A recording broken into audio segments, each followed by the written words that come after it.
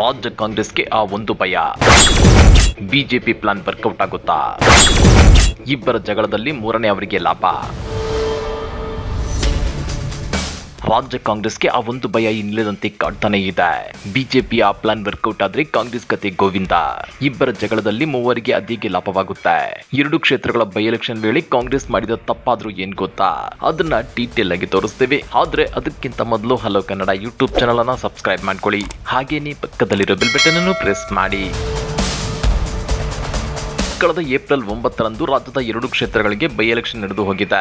ಈ by election ನಲ್ಲಿ ಅದರಲ್ಲೂ ದಾವಣಗೆರೆ ದಕ್ಷಿಣ ವಿಧಾನಸಭಾ ಕ್ಷೇತ್ರದಲ್ಲಿ ಮುಸ್ಲಿಮರಿಗೆ ಟಿಕೆಟ್ ಸಿಕ್ಕಿಲ್ಲ ಅಂತೇಳಿ ಅಲ್ಲಿನ ಮುಸ್ಲಿಮರು ಮುನ್ಸಿಕೊಂಡಿದ್ರು. ಈ ವೇಳೆ ಮುಸ್ಲಿಮರನ್ನ ಸಮಾಧಾನ ಪಡಿಸುವ ಕೆಲಸಕ್ಕೆ ಕೈ ನಾಯಕರು ಸಮರ್ಪಕ ರೀತಿಯಲ್ಲಿ ಮುಂದಾಗಲೇ ಇಲ್ಲ. ಇದು ದಾವಣಗೆರೆ ದಕ್ಷಿಣ ಭಾಗದ ಮುಸ್ಲಿಮರಲ್ಲಿ ಮಾತ್ರವಲ್ಲ, ಕರ್ನಾಟಕದ ಮುಸ್ಲಿಮರ ಮನಸ್ಸಲ್ಲಿ ಮಡುಗಟ್ಟಿದೆ. ಇನ್ನ ಮುಸ್ಲಿಮರು ಏನೇ ಮಾಡಿದ್ರು ಬಿಜೆಪಿಗೆ ಮತ ಹಾಕೋದಕ್ ಬರಲ್ಲ. ಹೀಗಾಗಿ ವಿಧಿ ಇಲ್ಲದೆ ಅವರು ಕಾಂಗ್ರೆಸ್ ಅನ್ನ ಬೆಂಬಲಿಸಲೇಬೇಕು ಅನ್ನೋದು ಕಾಂಗ್ರೆಸ್ ನಾಯಕರ ಲಾಜಿಕ್ ಆಗಿತ್ತು. ಜೊತೆಗೆ 27 ವರ್ಷದ ಯುವಕ ಸಮರ್ಥ್ಗೆ ಟಿಕೆಟ್ ಕೊಟ್ಟಿದ್ದನ್ನ ಕಾಂಗ್ರೆಸ್ ಸಮರ್ಥಿಸಿಕೊಂಡಿತ್ತು. ಬೈ ಎಲೆಕ್ಷನ್ ನಲ್ಲಿ ಮೃತರ ಕುಟುಂಬಸ್ಥರಿಗೆ ಟಿಕೆಟ್ ಕೊಡೋದು ಕಾಂಗ್ರೆಸ್ ನಲ್ಲಿ ಸಂಪ್ರದಾಯ ಅಂತೇಳಿತ್ತು. ಆದ್ರೆ ಇಲ್ಲೇ ಇರೋದು ನೋಡಿ ಅಸಲಿ ಮ್ಯಾಟ್ರೋ. ದಾವಣಗೆರೆ ದಕ್ಷಿಣದಲ್ಲಿ ಸಮರ್ಥ್ ಬಿಟ್ಟು ಬೇರೆಯವರಿಗೆ ಟಿಕೆಟ್ ಕೊಟ್ಟಿದ್ರೆ ಮುಸ್ಲಿಮರು ಮುನ್ಸಿಕೊಳ್ತಿರ್ಲಿಲ್ಲ. ಆದ್ರೆ ಸಮರ್ಥ್ಗೆ ಟಿಕೆಟ್ ಕೊಟ್ಟಿರೋದು ಮುಸ್ಲಿಂ ನಾಯಕರನ್ನ ಕೆರಳಿಸಿದೆ. ಯಾಕಂದ್ರೆ ದಾವಣಗೆರೆ ದಕ್ಷಿಣದಲ್ಲಿ ಮುಸ್ಲಿಂ ಮತಗಳೇ ಸೋಲು ಗೆಲುವಿನಲ್ಲಿ ನಿರ್ಣಾಯಕ.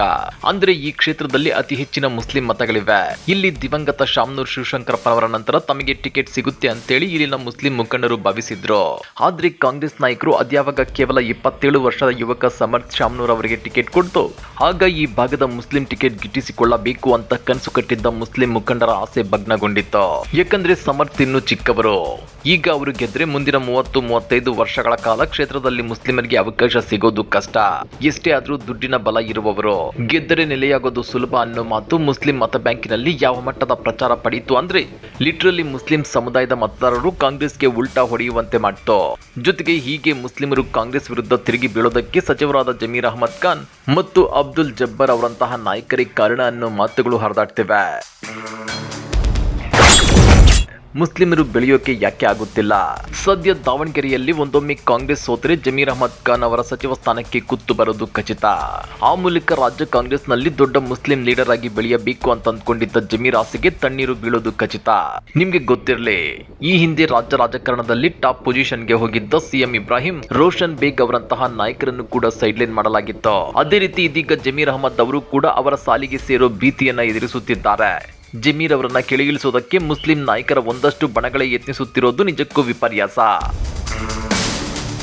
ಇನ್ನ ರಾಜ್ಯ ರಾಜಕಾರಣದಲ್ಲಿ ಮುಸ್ಲಿಮರು ಕಾಂಗ್ರೆಸ್ ಅನ್ನ ಬಿಟ್ಟು ಬೇರೆ ಯಾವ ಪಕ್ಷವನ್ನು ಸಪೋರ್ಟ್ ಮಾಡಲ್ಲ ಅನ್ನೋ ನಂಬಿಕೆ ಕಾಂಗ್ರೆಸ್ ನಾಯಕರಲ್ಲಿದೆ. ಇತ್ತ ಬಿಜೆಪಿ ಮುಸ್ಲಿಮರನ್ನ ಓಲೈಸಿಕೊಳ್ಳೋದಕ್ಕೆ ಏನೇ ಕಸರತ್ತನ್ನ ನಡೆಸಿದ್ರು ಮುಸ್ಲಿಮರು ಬಿಜೆಪಿಗೆ ವೋಟ್ ಹಾಕಲ್ಲ ಅನ್ನೋ ಮಾತುಗಳಿವೆ. ಅಂತ ಸಂದಿಗ್ಧ ಪರಿಸ್ಥಿತಿ ಎದುರಾದ್ರೆ ಮುಸ್ಲಿಮರು ಜೆಡಿಎಸ್ ಅನ್ನ ಬೆಂಬಲಿಸೋ ಸಾಧ್ಯತೆಯನ್ನ ತಳ್ಳಿ ಹಾಕುವಂತಿಲ್ಲ. ಅದು ಸಾಧ್ಯವಾಗಿದ್ದೇ ಆದ್ರೆ 2028ರಲ್ಲಿ ಕಾಂಗ್ರೆಸ್ಗೆ ಭಾರಿ ಹಿನ್ನಡೆಯಾಗಲಿದೆ.